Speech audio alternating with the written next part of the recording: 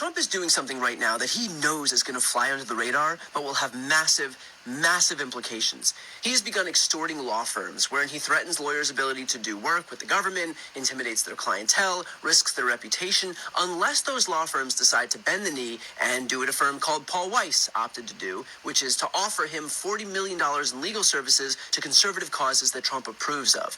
This is an extortion racket, and of course, because the cop on this beat is the DOJ, under Pam Bondi, it'll never be investigated, meaning that Trump basically just gets to get away with it. But Paul Weiss wasn't without options here. Donald Trump also attacked a firm called Perkins Coie, which opted not to bend the knee and instead sued Trump in court. They decided to put their values ahead of a strongman's desire to force his opponents into submission. And I bring this up for a specific reason. It's not necessarily to pick on Paul Weiss. Paul Weiss doesn't care what some YouTuber thinks about them, and I'm sure that they've heard much worse from their own clients who actually pay their bills, and that probably stings a hell of a lot more than anything I can say. But I bring this up because this isn't about just one law firm. It is about the lesson that Trump learns when he gets one big law firm to capitulate, because then it makes it impossible for the rest of the law firms to put up a unified front and actually fight back and win. If Trump shows that he owns one law firm as big as Paul Weiss, then what hope do the rest of them have? The same way that if Trump can show that he owns Zuckerberg at Meta or Shu at TikTok, then the rest of the social media platforms know that there will be no unified front in tech companies against him. If Trump can show that he owns Bezos' Washington Post or the LA Times, there will be no unified front in newspapers against him. If Trump can show that he owns ABC News or CBS by getting them to settle frivolous lawsuits, then there will be no unified front in the media against him. There is a reason that Trump goes after the big fish in all of these sectors. It's these entities, these companies, these people will just be going up against the President of the United States and the rest of the U.S. government, and they will be doing it, importantly, with no support. But this highlights the issue of our time, the thing that we need most and that we're in the shortest supply of. Hey, MAGA and Maple MAGA. I want to talk to you guys about something. First of all, I'm out walking around in Canada, the beautiful land that we have here. That's ours. And it's sovereign. A sovereign nation. So I just want to remind you that. Here's what I want to talk about. Every time the topic of annexation comes up, MAGA and the Maple MAGA here in Canada always say, why are you so upset about the idea of joining the U.S.? Well, here's the thing. If Putin kept saying that he was going to annex USA, do you think Americans would just roll over? You see, a lot of things that the Canadian Maple maggots don't understand is that real men and real women stand up and fight for what they have. They don't just fucking roll over like a bunch of pussies and allow it to happen. The thing is called dignity and honor. And traitors don't possess dignity or honor. That's why they're fucking traitors. So, I like to say the real enemy is the Maple maggots, because they're already on our soil. They don't deserve to be here. And it would be easier if they just fucking left. And USA, you can have them, because we don't fucking want them. As much as I don't like Trump, I hate Maple maggots way fucking more. They can go fuck themselves. Peace out. Oh, Nancy, you're welcome. You said you voted for Trump 3 times. You're welcome. You could thank a liberal woman that you were actually able to go and vote. So when you guys literally throw that word around like it's an insult, it's fucking hysterical. The fact that you're on here right now, just voicing your opinion, your little woman opinion, and I'm here speaking back to you freely, is because of a liberal woman, Nancy. So when you call me a liberal as if it's an insult, it's not. I laugh at you. I really do, Nancy. And let me ask you another question, Nancy. Is our country great yet? Are you paying way less for eggs now, Nancy? How about, let me see. Oh, Nancy, you're white. Of course America's great for you, Nancy. But here's the funny fucking part about all this. Yeah, that orange piece of shit is fucking over in the White House again, and so what, right? We got 4 more years with him. 4 more years of agonizing fucking bullshit. Just knowing that a rapist is our president and you are a woman and voted for that makes me want to vomit. But that's beyond the point here. Is that why are you up in here getting upset about what my husband said? Here's the thing, Nancy. In 4 years, he's going to be done. He's not going to be president anymore. And just like before, he is going to go down in history as the worst thing that's ever happened to the United States. One of the worst things. And this is going to be in history books. And you, Nancy, are still going to be left here with your friends and your family and whatever, your co-workers. And you are going to have to explain to them why you were a part of this. He's going to be retired and off on his thing. You nothing else to do with him no more. But you'll still have to live life like that. But Nancy, let me tell you, if you vote for him, that's great. That's fine. I don't resonate. My moral compass is far higher than, somebody like yourself. So I'm okay with that. It's not an insult to me when you come up in here and you comment. It really isn't. It's quite fucking funny. The way that I vote, it's really not for party. It's actually for humanity. See, it's not just about me, Nancy, and it's not just about this color. It's about other people too. I'm straight, white woman, married.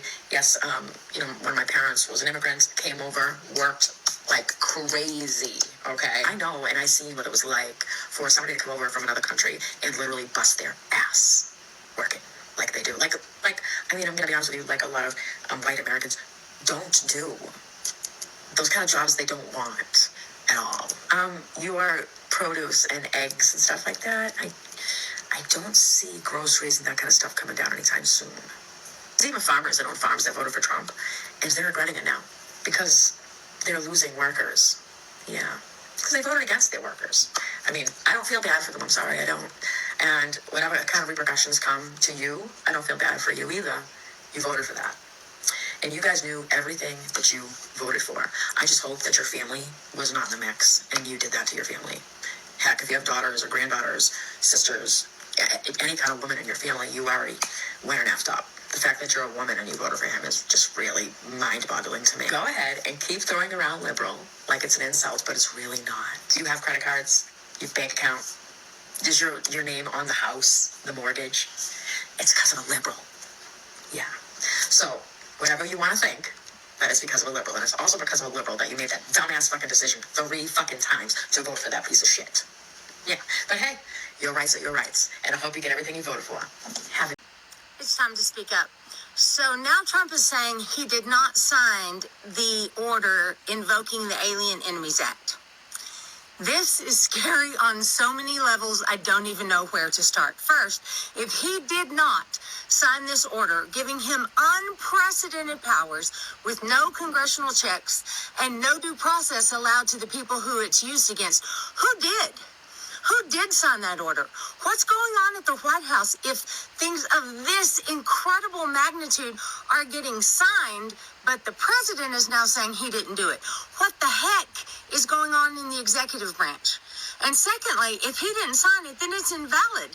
Then all of those people who were sent to El Salvador and probably elsewhere, we're still learning more, need to be brought back. Even the ones we don't want brought back. Man, I know that there were violent gang members among there. I know there are people that we are glad are out of this country. But this is why I keep telling you guys we need to do it legally. So when we send them out, we've done it right. And that we didn't send out the 19-year-old who got a rose tattoo and had no criminal history. And the father who's a soccer coach but had a tattoo that they think may or may not have been gang-related. This raises huge questions about what the heck is going on in our government and who is in control. Because the Alien Enemies Act is the scariest thing he could have invoked. I read it. It's from 1798. I studied it. I am telling you guys, he can do anything with that, including against citizens. And he didn't sign it. Who did? And what is going on? How do we get to the bottom of what is going on in the executive branch? And why were over 200 people sent out of this country with no authority whatsoever? I'm out here on my farm today trying to get a little peace. But I'll be damned if the Trump administration won't let me have that. I'm unfortunately having to give up this whole Trump support and MAGA thing. The MAGA train is coming in, the Trump train's coming in for a final stop for me, because as much as I wanted to deny it, I thought Project 2025 wasn't a real thing, and everyone tried to warn me. I had a bunch of people come and try to warn me. You voted against your interests, and that things would start to show real soon, and they were right. They were right. Now we have Trump up here reintroducing segregation.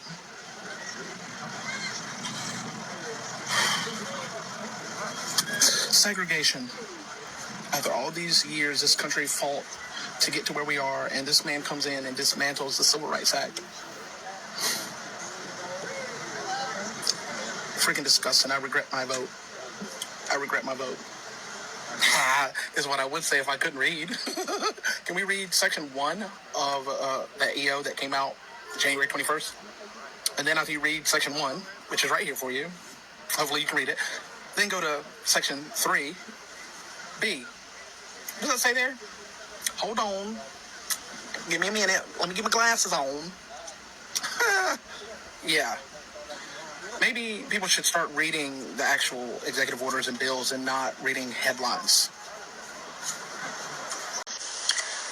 I mean what I'm about to say from the deepest depths of my heart. If you voted for Trump, or if you were a MAGA supporter, and now you've seen the light, you see the mistake that you made and the error of your ways, I just want you to know, I don't feel sorry for you at all, not one bit. You put us in this mess. You caused this. I forgive you. I forgive you because Jesus Christ says I have to, but no pity, none at all, period. A lot of you getting online, oh, he cut my food stamps. He flat out said he was going to cut food stamps. He was going to cut welfare. Did you not think that applied to you? And now we're going into World War III. Thank you. Thank you. You guys caused this mess. This is your fault. Normally, I'm not about pointing fingers, but we had him out of office, and you voted him back in. Like I said, I forgive you because I have to, Christian beliefs, but that doesn't mean I have to feel sorry for you. I don't. If you would have just voted for Kamala, yes, the price of eggs probably would have remained sky high. But the chances of us turning into Gilead would have been far, far less. You dumbasses. Okay, so I'm watching Rachel Maddow. Oh God, this is a really weird filter. Oh well, my lashes look fabulous. Anyway, so I'm watching Rachel Maddow, and oh my God, they had all these interviews of these Trump voters, of course, in Michigan that were so shocked to tell you, and just miserable over what they're doing right now. The fuck? Well, he's acting like a dictator.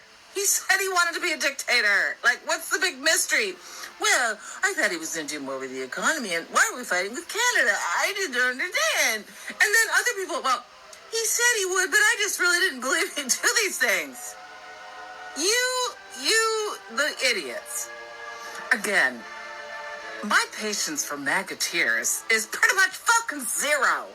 You motherfucker. And then the shocking thing is I'm watching all these voters that they're interviewing in Michigan. There's all these black people that voted for Trump. He hates you. He hates you. He's always hated you. The racist. How do you vote for a fucking racist as a black person? How do you vote for Mr. Deportation as a Latino person? Oh my God. Again, I'm sorry. You put us all in hell. Social Security's going down the toilet because they're going through with all their fucking plans on that. Everything's going to shit, and he's kissing Putin's ass, and you people, yeah, I didn't think you really did it. Again, listen, maggots. We don't feel... By the way, that's the color I want to paint my room. That's why I always have this blob there. Sorry. He kept saying he wanted to be a dictator. He's going to have more deportations than anyone else. Blah, blah, blah, blah, blah. Now you're like, well, I didn't know he was going to attack Greenland and Panama and Canada. And this one woman complained, he's just so erratic. Hello? Fuck. Yeah, and one of the guys asked him, it's like, well, you saw him, the first time around, you didn't expect he might be doing this. He said, well, he didn't seem that bad the first time. He tried to overthrow the government, you dumbass. And then this one woman, it's almost they can't watch the news. Well, obviously it didn't previously. You didn't know what a fucking lying piece of shit he was. Or, for this economic boon that you wanted to have, you just throw every person under the fucking bus, including yourself. And now, it's really expensive. All these tariffs, blah, blah, blah. He kept saying he'd put tariffs in. You just believed his stupid idea that tariffs would fucking help you. The tariffs. He said that was his #1 plan, and you all voted for it. I'm sorry. MAGA tears, boo, motherfucking who, you idiot. Welcome to Inside the Dollar J's. How are you guys doing? Thank you for clicking on this video when you saw it. And credits to all the creators that make the videos and to those that stitch it up for us to be able to add our comments to it. We really appreciate it. We all know that the F around and find out it is still going on and it's not stopping anytime soon because people are taking to social media to pour out their regrets, to pour out how they are feeling right now under this administration. Likewise, people are taking to social media as well to remind people that, we feel how you are feeling. You know what I mean? Some might not be feeling it yet, but as a human being for sure, right? But they are taken to social media to remind people that there was a lot of warnings out there that this is going to happen under this administration. But it is what it is. But if you are thinking or feeling down at this moment, I will just leave you with this thought. And I will catch up with you guys later. Please don't forget to subscribe and let's comment down there. Please let's respect ourselves while we comment.